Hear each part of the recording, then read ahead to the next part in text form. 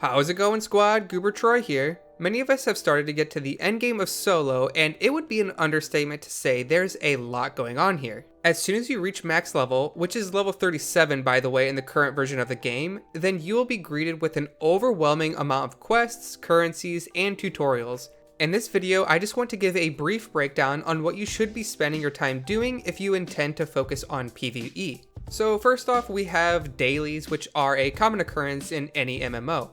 If you open your cultivation screen, which is bound to the J key by default, it will open a window like this. Anything that has this specific icon is related to PvE in some form. The rewards for doing these dailies vary a little bit, but they're usually some form of gold, seal stones for leveling your gear, currencies, and sometimes gear itself. There will be a few dailies and weekly objectives. Since daily objectives are only available for a specific day, I'd recommend prioritizing those first. If you have any spare time, definitely work on your weekly objectives after you've completed your dailies. The next form of content is a pretty obvious one in order to advance your gear, and that's dungeon grinding. There's usually one daily dungeon quest that gives you some bonus rewards, but you can continue to run extra dungeons afterwards to continue your gear progression. Starting out with these dungeons, you'll want to do the normal version, which will grant you level 50 gear, and you will just continue running these until you acquire enough gear and upgrades until you're ready to take on hard modes. Okay, so we got the two obvious pieces of content out of the way. Next, I want to talk about two of the maybe lesser known topics, and first we have currency farming. Talismans are going to be an important DPS increase for any raid team. This means you're going to want to farm a few areas of content to acquire the appropriate currency to buy the necessary talismans. The three factions you can acquire PvE related talismans from are the Chin League, Blood Ruvia, and the Turquoise Lantern.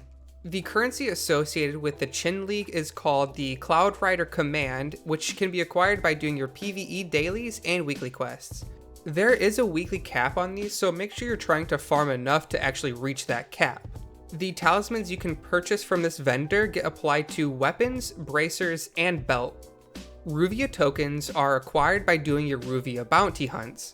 There is no cap on these tokens as far as I can tell, but they're a little bit more of a grind to acquire than the Cloud Rider commands. The talismans you can buy with this currency get applied to legs and shoes.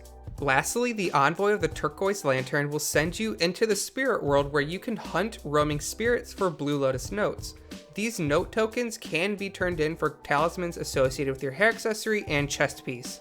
Okay, and for the last piece of content to do in this little time period is acquire gold.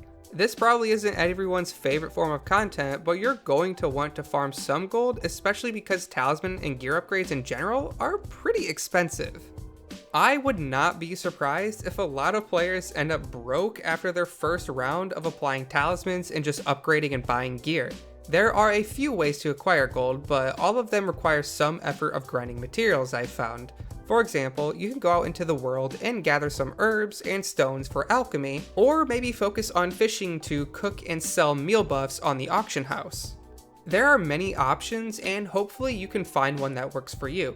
I think that sums up your general objectives as a PvE player. As a quick summary, it can be broken down to do your dailies and weeklies, farm dungeons for gear and materials, farm currencies for talismans, and lastly, farm some gold to fuel your gear upgrading. As I'm trying to explore every aspect of this game, I will be putting out a PvP video in a similar fashion. If you found this type of content helpful, consider leaving a like or subscribing to the channel so you can stay up to date with any future content relating to Swords of Legends Online. But this was Goober Troy saying thanks for watching, have a great day, and remember to squad up and have fun.